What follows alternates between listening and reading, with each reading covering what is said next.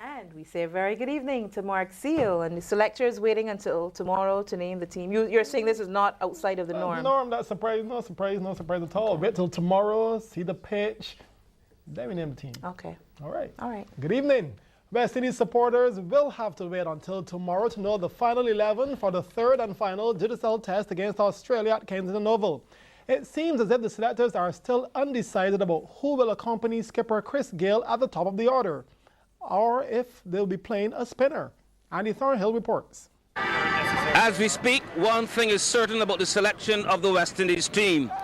Captain Chris Gayle is back. Back after a long bout of injury.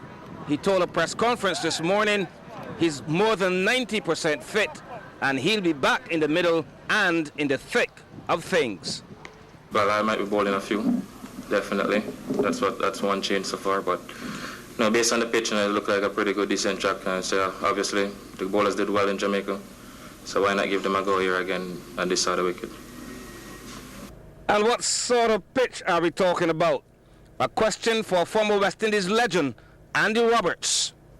So far, all the pitches basically look like this, but they seem to have a fair amount of bounce. The one in Jamaica had, the one in Antigua didn't have as much. But I think this one looked as though it may have something in it fairly early. How do you determine that? Yeah, you can look and see there's a lot of grass there, although it is dry on the surface. I think that after a day or two of covering, those grass is going to start to come out. But what's the captain's formula for victory? Give the team a good start on these other things. And I know it's getting there, but hopefully it can get better. And, just build on whatever start to get and, keep pushing them to the limit.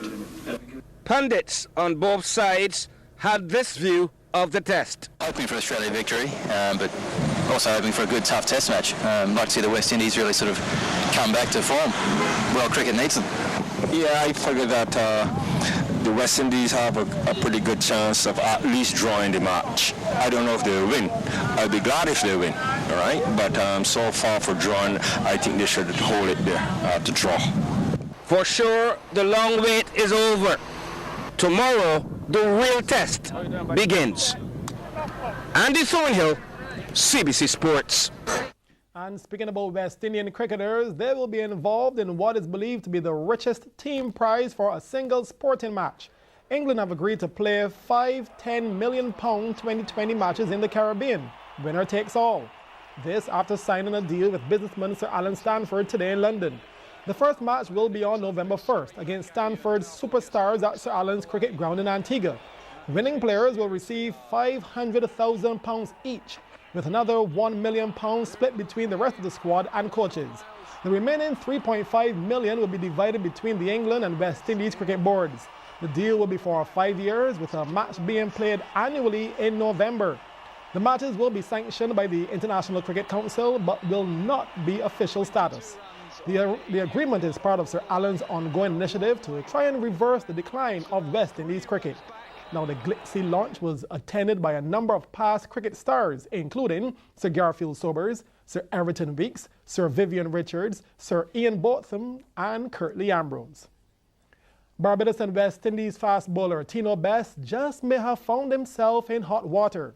According to an article on the UK site The Sentinel, Best's contract with his Leaks County side was terminated on Monday, and he was officially reported for allegedly racially abusing umpires and players during a Premier Division clash with Longton last Saturday.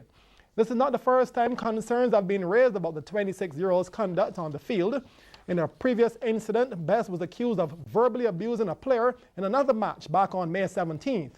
However, when CBC Sports contacted Best, he said that the contract was terminated because he was simply switching clubs. Well, that's the first half in sports. When we come back, it'll be next.